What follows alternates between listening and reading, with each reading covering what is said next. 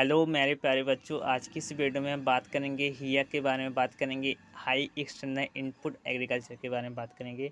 और ये जो लेक्चर हमारा farming system and suitable agriculture का लेक्चर जो हमारा है तीसरा लेक्चर है। दूसरे लेक्चर में हमने क्या पढ़ा था, फार्मिंग सिस्टम के बारे में पढ़ा था और इसके क्रॉप्स के बारे में पढ़ा था। साथ ही साथ इसका एडवांटेज डिसएडवांटेज देखा था। इसके बाद मिक्स क्रॉपिंग के बारे में देखा था, कुछ एग्जांपल देखे थे, एडवांटेज डिसएडवांटेज देखे थे। ठीक है, जो परीक्षा की दृष्टि से बहुत ही इंपॉर्टेंट थे। और आज का हमारा जो लेक्चर है तीसरा लेक्चर है। कौन सा लेक्चर है? तीसरा लेक्चर है। तो वीडियो को स्टार्ट करते हैं। तो सबसे पहले देख लेते हैं बेसिक चीज़ें देख लेते हैं। तो इसमें देखिए, अधिक उत्पादन एवं लाभ हेतु जो इंटेंसिव जो क्रॉप्स होते हैं के लिए कृषक के पास निम्नलिखित मूलभूत सुविधा मतलब सुविधाएं होना आवश्यक है। यानी कि ये सबसे पहले हमारा है सुविधाएं के बारे में। ठीक है, तो हाई एक्सटर्नल इनपुट के लिए कौन कौन सी सुविधाएं आवश्यक है इसके बारे में देख लेते हैं। तो पहला हमारा फेस्टल एस प्रॉब्लम सॉइल। ठीक है, फेस्टल एंड प्रॉब्लम सॉइल। दूसरा, पर्याप्त एवं वर्षभर सिंचाई की सुविधा। इसके बाद कृषि यंत्रों की उपलब्धता। इसके बाद कुशल एवं सामान्य श्रम की उपलब्धता। इसके बाद कृषि समस्याओं को हल करने के लिए कृषि तकनीकी का ज्ञान, बाजार सुविधा तथा कृषि उपज का आकर्षण निर्धारण। ठीक है, इसके बाद नई नई फसलों की जातियों व तकनीकों का सतत उपयोग या फिर शोध। इसके बाद नेक्स्ट हमारा किसान व क्षेत्रीय कार्यकर्ताओं हेतु सघन खेती के लिए प्रशिक्षण का आयोजन। तो प्रॉब्लम देख लेते हैं इसके बारे में। ठीक है, कि जो हमारा HEIA हमारा इसका प्रॉब्लम क्या है। तो भारत में धरती के सबसे पहले जल के लिए सबसे अधिक मतलब प्रॉब्लम है। भारत में धरती के जल का दोहन जो होता है हमारा 40% हिस्से पर कृषि का दोहन होता है।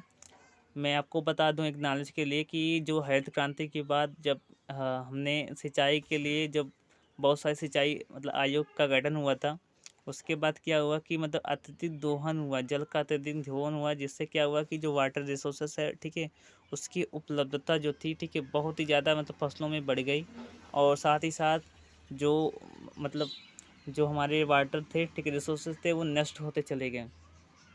ठीक है, इसके बाद नेक्स्ट है सॉइल डिरेशन। ठीक है, तो इसके बारे में देख लेते हैं। तो इसमें देखा जाए तो सघन कृषि प्रणाली का लगातार यूज से इसका कारण फसलों द्वारा जितनी मात्रा में पोषक तत्वों का जो ह्रास इतनी ही मात्रा में कृत्रिम स्रोतों द्वारा पूर्ति नहीं कर पाता है, जिससे क्या होता है नेचुरल फर्ट जो फर्टाइट होता है, इससे प्रोडक्टिविटी के साथ सॉइल हेल्थ में गिरावट आ जाती है। इसके बाद इन्वायरमेंटल डिपार्डेशन देख लेते हैं। ठीक है, तो इसके बारे में देखिए तो मुख्य रूप से जो भूमि होती है, ठीक है, जो मुख्य रूप से भूमि, जल एवं पर्यावरण जो प्रदूषण ऐड है, ठीक है, यह नहीं रासायनिक आधारित कृषि उत्पादों जैसे एग्जांपल देखा जाए तो अनाज, दलहन, तेल, ओल, सब्जियां आदि के यूज से जो हमारी उपभोग वृद्धि पर जो हमारा मानव के लिए स्वास्थ्य पर बहुत ही ज़्यादा खतरनाक प्रभाव पड़ता है। अगला हमारा है कि जनसंख्या वृद्धि में कमी। ठीक है, जनसंख्या वृद्धि में कमी जिससे नेचुरल जो रिसोर्स का जो हमारा लिमिटेड हमारा था लिमिटेड हो सके। ठीक है, नेक्स्ट हमारा, एक मिनट वेट कीजिए।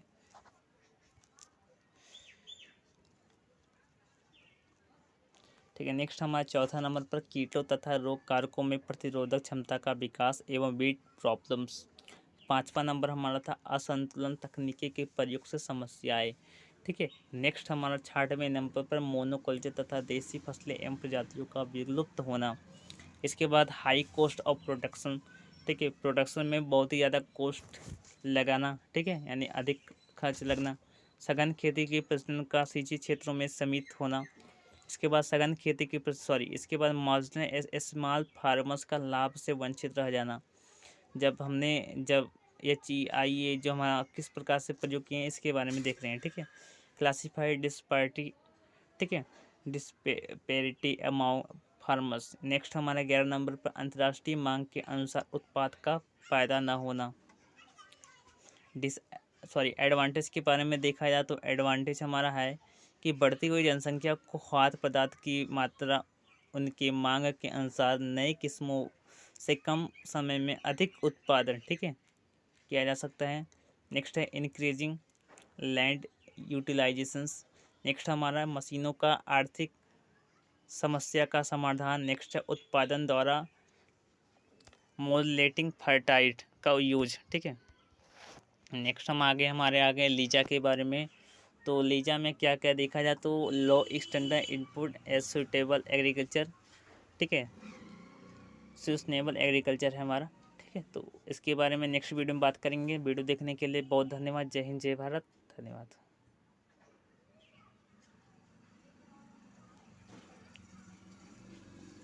सो फ्रेंड्स, आज की इस वीडियो में बात करेंगे लीजा के बारे में, बात करेंगे लो एक्सटर्नल इनपुट या सुटेनेबल एग्रीकल्चर के बारे में बात करेंगे। तो पहले हमने तीसरे लेक्चर में देखा था कैस के बारे में देखा था, हमारे HEIA के बारे में भी देखा था। तो चौथा हमारा लेक्चर हमारा लीजा के बारे में लेक्चर है, ठीक है। तो वीडियो को स्टार्ट करते हैं। तो लीजा का फुल फॉर्म होता है लो एक्सटर्नल इनपुट या सुटेनेबल एग्रीकल्चर होता है, ठीक है। यह एग्जाम में बहुत ही ज़्यादा इंपॉर्टेंस है क्योंकि इसी से सवाल ज़्यादा पूछे जाते हैं। तो क्या क्या होता है देख लेते हैं। तो जो एक्सटर्नल इनपुट के न्यूनीकरण तथा संश्लेषित फर्टिलाइजर केमिकल के सम्मत बहिष्कार पर निर्भर है हमारा, क्या है, हमारा लीजा है, ठीक है। यानी कि इसमें लीजा में क्या करेंगे कि बहुत ही कम मतलब एक्सटर्नल इनपुट का प्रयोग करेंगे, साथ ही साथ न्यून रूप से केमिकल का इसमें यूज करेंगे और फर्टिलाइजर का करेंगे, ठीक है। नेक्स्ट हमारा आता है ऑब्जेक्ट क्या है लीजा का। तो पर्यावरण संरक्षण, soil degradation, yes erosion control, प्रदूषण में कमी लाना, मृदा की दशा में जीव क्रियाशीलता हेतु इस प्रकार अनुकूलन करना कि लंबी अवधि में प्रकाश उर्वरता का पुनः स्थापना तथा उसमें स्थायित्व हो सके, स्थानीय पौधों एवं जीवों की जैव विविधता में वृद्धि एवं उनका संरक्षण। चौथा नंबर पर हमारा क्या है कि फार्म पर उपलब्ध सामग्री एवं संसाधनों का अधिकाधिक सीमा तक पुनर्चक्रण। नेक्स्ट हमारा कि पशुओं की व्यवसाय संबंधी आवश्यकताओं एवं सेवाओं में वृद्धि करता है, क्या करता है, लीजा करता है। छठवां हमारा है अच्छी गुणवत्ता वाले खाद्यान्नों का अधिकतम उत्पादन करता है, कौन करता है, लीजा करता है।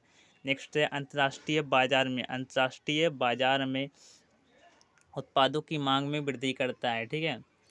तो नेक्स्ट देख लें प्रॉब्लम ऑफ लीजा। लीजा के क्या प्रॉब्लम है, तो इसमें दिए गए highly sensitive to food security, रासायनिक कृषि जिसमें chemical fertiliser as protected plant chemical का अधिक यूज की तुलना में ऑर्गेनिक फार्मिंग या लीजा सिस्टम में क्रॉप प्रोडक्शन अधिक होता है एवं स्थायित्व भी अधिक होता है।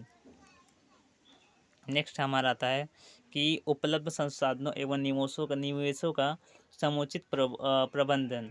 तो इसमें क्रॉप रोटेशन आएगा, क्रॉप रेसिड्यूस आएगा, इसके बाद ग्रीन मैन्यूरिंग आएगा, bio fertiliser, individual by products आएगा, इसके वर्मी कंपोजिंग आएगा या फिर वर्मी कंपोस्ट आता है, ठीक है। तो इसके बारे में हो गया हमारा, एक मिनट वेट कीजिए। हाँ, नीड कमिटमेंट्स। तो तीसरा हमारा है क्या, नीड कमिटमेंट्स। तो भारत कृषक आधुनिक कृषि को अधिक महत्व देते हैं क्योंकि इस पद्धति में कम श्रम एवं कम समय में अपेक्षित मतलब जो परिणाम होता है तुरंत मिलता है। इसे अपनाने के लिए वह सदैव जागरूक एवं सतर्क रहकर वैज्ञानिकों एवं कृषि प्रसार कार्यकर्ताओं के संपर्क में रहता है।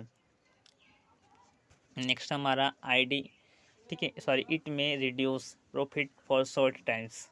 तो लीजा जो हमारी होती है या जो लीजा होती है पद्धति ठीक प्रकार से स्थापित होने पर एवं अपेक्षित परिणाम देने से 3 से 4 वर्ष या अधिक तथा अपेक्षित परिणाम प्रायः नहीं मिल पाते हैं इसमें। नेक्स्ट है भारतीय किसानों को लीजा तकनीकी के अंगीकरण हेतु तैयार करना कठिन कार्य है, ठीक है। इसके बाद छठवां हमारा आ जाता है कि सघन जागरूकता अभियान की आवश्यकता है। किसानों में आधुनिक कृषि पद्धति के दुष्परिणामों से भली भांति अवगत कराना पड़ेगा हमें। इसके बाद सातवां नंबर हमारा आता है कृषि विविधीकरण एवं एकीकृत कृषि की अनिवार्यता। आठवां है need merchant outlets for LISA products. Next हमारा आता है पुअर एक्सटेंशन मैकेनरी। नेक्स्ट आता है किसी जलवायु क्षेत्र की आवश्यकता के अनुकूल पर्याप्त शोध तथा तकनीकी का अभाव।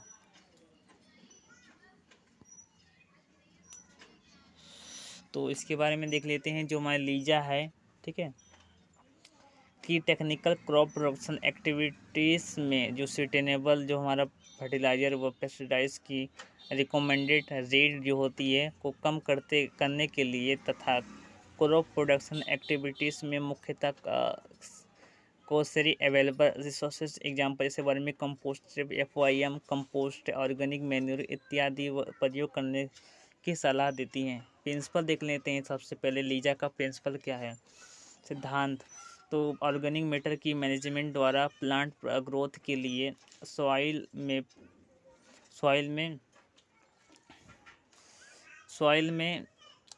फेवरेबल कंडीशन बनाना तथा सॉइल की लाइफ को बढ़ाना।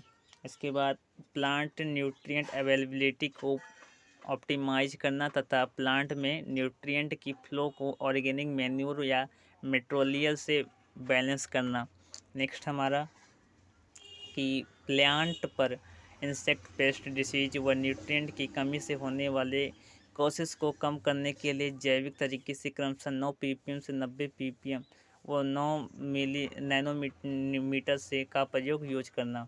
नेक्स्ट, प्लांट की माइक्रो क्लाइमेट्स व वाटर अवेलेबिलिटी व अन्य रिसोर्सेज को इस तरीके से मैनेज करना ताकि उन लॉसेस को कम कर सके। नेक्स्ट हमारा different properties which control the सुटेनेबिलिटी।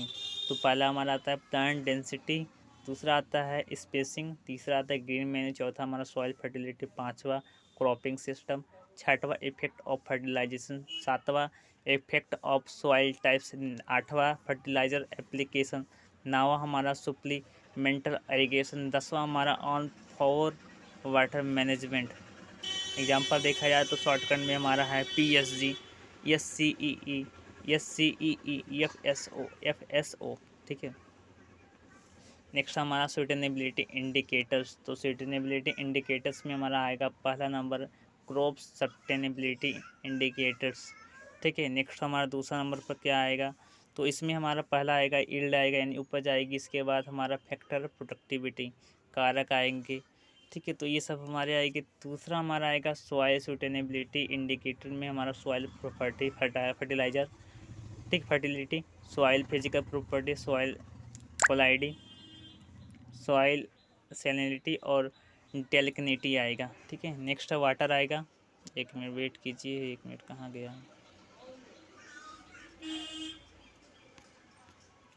Wait कीजिए एक मिनट ज़रा वेट कीजिए। हाँ,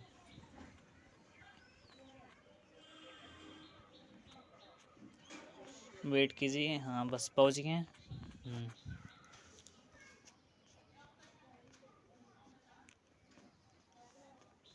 ठीक है। तो ये सब हमारे आएंगे। ठीक है। तो अब यहाँ तक हो गया। नेक्स्ट हमारा सुटेबल एग्रीकल्चर के बारे में रहेगा। तो अगली वीडियो में मिलते हैं। तब तक के लिए बहुत बहुत धन्यवाद। जय हिंद, जय भारत।